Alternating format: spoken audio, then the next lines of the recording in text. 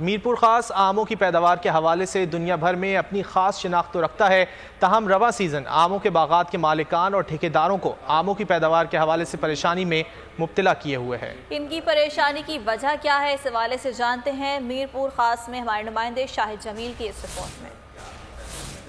پھلوں کے بادشاہ آم اور آموں کے بادشاہ سندھڑی آم کو میرپور خاص سے متعارف کرایا گیا، جبکہ دیگر ویرائٹیز کی بہترین کوالٹی کے آموں کی پیداوار کے حوالے سے بھی میرپور خاص دنیا بھر میں اپنی پہچان رکھتا ہے۔ تاہم رواں سیزن کے آموں میں لگنے والے وائرس نے جس کے باعث پیداوار 25% تک کم ہوئی ہے۔ جو اس سال جو وائرس آیا ہے اس کو کہتے ہیں بٹور، تو ایک تو اس سے پیداوار تھوڑی سی کم ہو گئی ہے، 20 سے 25% جو ہے کم ہو گئی ہے۔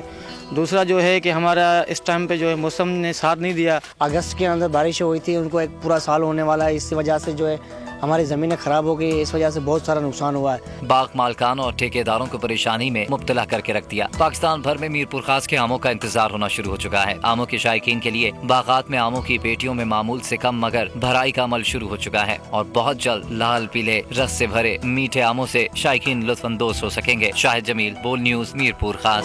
اے نور خدا، نور بصیرت کی طلب ہے، رمضان کا صدقہ تیری رحمت کی طلب ہے، مخفی ہیں اسی ماہ میں رحمت کے قرینے، گرداب سے نکلے ہوئے بخشش کے سفیر، گویا ہیں تیرے عشق میں ہم سب برابر، مجلس کو تو گلدستہ فردوس بنا دے، رندوں کو ثنائے شہ لولاک پلا دے، تو شم قلم کو ید بیضائی عطا کر، بچوں کو تو افطار میں تسنیم عطا کر۔